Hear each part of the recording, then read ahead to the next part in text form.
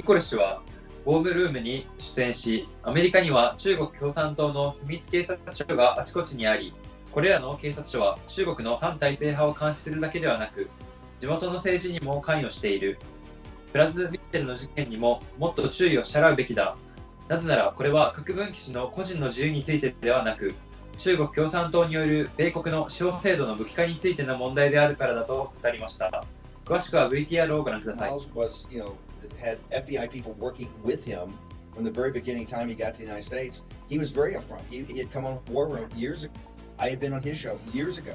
He used to talk about this, one of the key elements, the Ministry of State Security would threaten Chinese nationals here, particularly the anti-CCP, with problems with their families back home. How did the FBI, in your belief, how did the FBI miss something that's out there in broad daylight? And now it's going to be a huge thing because these congressmen, we've checked with some of the staffs, they're outraged that this was allowed to go on, and only now the FBI has moved on it. Any thoughts on that, man?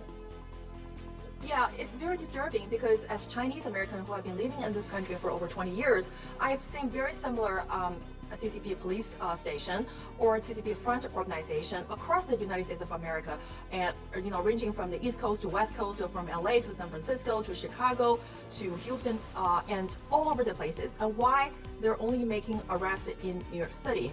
And so this is deeply troubling because the Chinese American people are the biggest victim of the CCP's police station, and that's why the people who are living in this country, I have a lot of Chinese American friends, they are afraid of speaking truth to power. They are afraid of coming to the camera and to expose the CCP's illegal activities because they've been held as hostage, by the CCP's secret police station on the U.S. soil.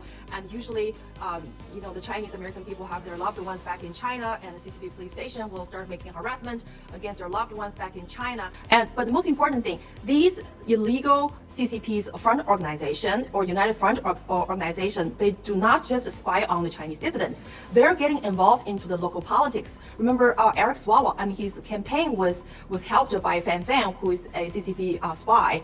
And also the CCP police station in New York, they put together fundraising activities for the local politicians. And we heard from the news, Chuck Schumer and Mayor Eric Adams returned the money they got from the CCP police station's operative. They returned the money. And so there's so many things that we need to, I like to, demand more actions.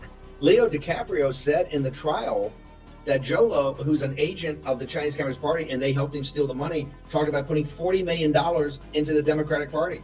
$40 million to basically get more activity of the Chinese Communist Party. There's so much to talk about the Pras Michel case because this is a story that has been suppressed and censored by the mainstream media. And American people need to know the truth because you deserve to know the truth of why Mr. Moskwa, CCP enemy number one, is behind the bar. This is not about his personal individual liberty. This is about your country's justice system that has been weaponized by the CCP. Thank you so much for having me today. Amen. Truer words have never been spoken. Miles Gore was the first guy to come here in this country and warn us about the CCP specifically.